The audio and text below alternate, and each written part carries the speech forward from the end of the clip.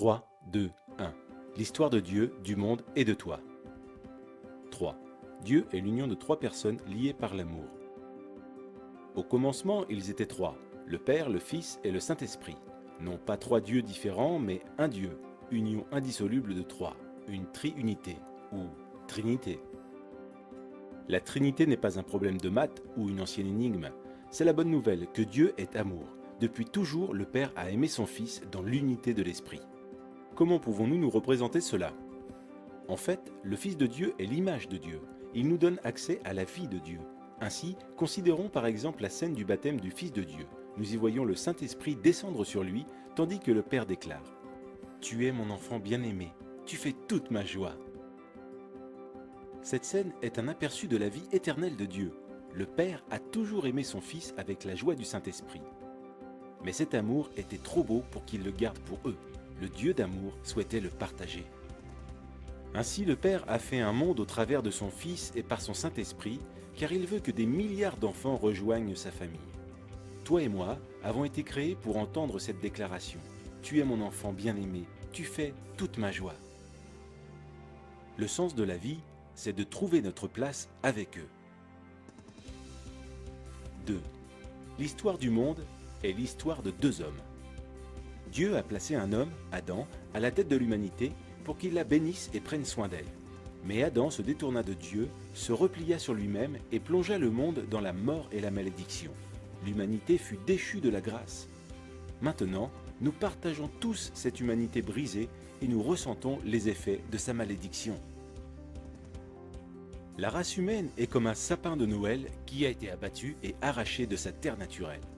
On peut se déguiser avec des décorations fantaisistes, on peut effectuer toutes sortes de bonnes actions. Mais nous périssons. Nous n'avons aucune vie spirituelle en nous et nous nous dirigeons vers notre perte. La race d'Adam est sous la condamnation de Dieu. Dieu a prononcé un non définitif à ce mode de vie parce qu'il veut quelque chose de très différent pour nous. Il veut que nous trouvions tous la vraie vie dans un second Adam. Jésus-Christ. Le Fils est venu sur terre en devenant un simple homme et fut nommé Jésus. Il est entré dans notre monde brisé et a pris en charge notre cause perdue. Comme un champion qui gagne la course pour nous, Jésus prit place dans nos chaussures et vécut la vie parfaite que nous ne pourrions jamais vivre. Puis, sur la croix, il mourut d'une mort maudite, mort qui devait être la nôtre. Mais en faisant cela, il prit la nature maudite d'Adam et l'anéantit. En effet, 3 jours plus tard, il revint à la vie, avec une vie vraiment nouvelle, là où il n'y a ni mort ni malédiction. Il nous invite maintenant à entrer dans sa vie et dans sa famille. 1. Tu fais un avec Adam. Feras-tu un avec Jésus? Par notre naissance, nous faisons un avec Adam. On dit bien tel père, tel fils. C'est pourquoi nous partageons aussi sa nature égoïste, sa mort et sa malédiction.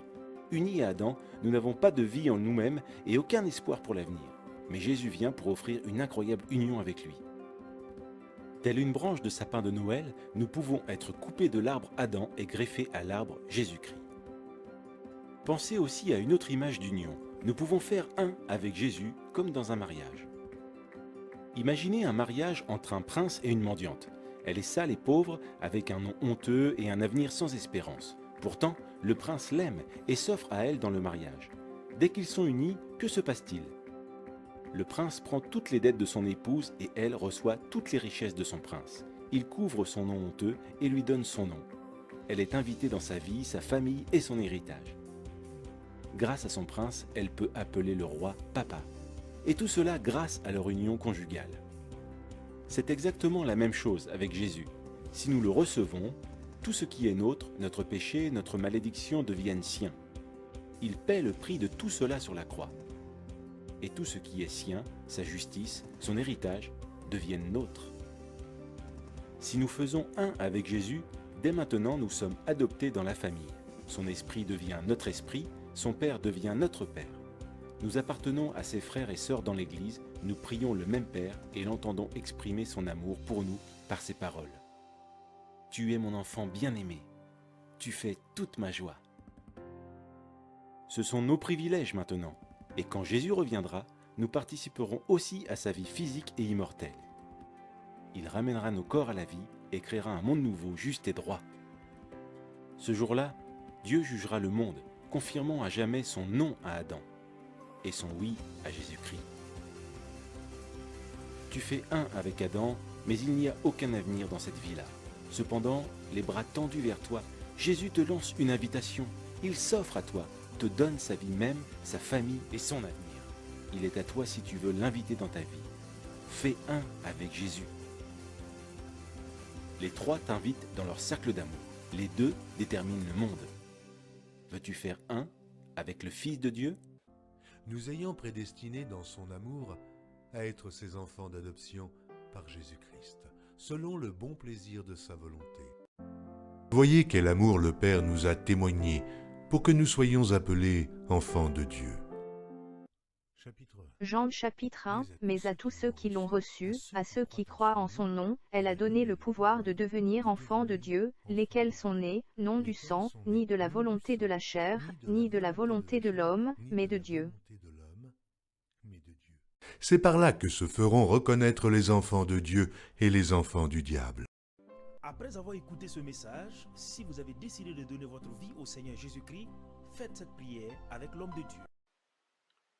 Mon Dieu, je viens devant toi, tel que je suis.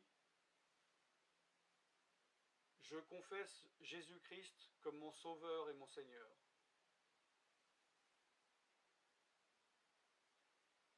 Je crois qu'il est mort sur la croix pour mes péchés, qu'il a porté ma condamnation.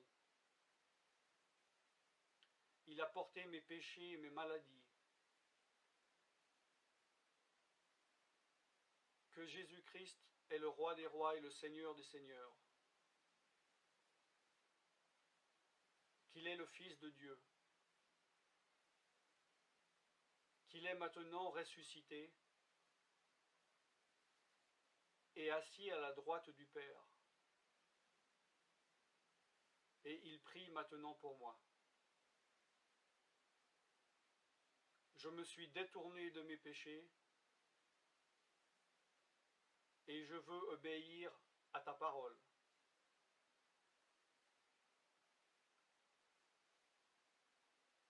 Je viens à toi en te demandant, mon Dieu, de me donner ton Esprit Saint.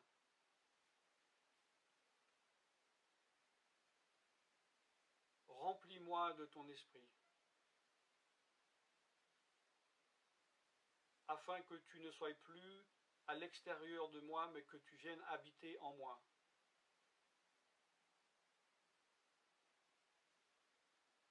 Et que je devienne ton temple. Esprit de Dieu, viens habiter en moi. Purifie-moi, lave-moi, sanctifie-moi, rends-moi pur, transforme-moi à l'image de Dieu. Je te remercie car je crois que tu m'as donné ton esprit. Car tu ne mens pas. Et tu as dit dans ta parole que tu donnes à celui qui te demande. Je fais cette prière au nom de Jésus-Christ. Amen.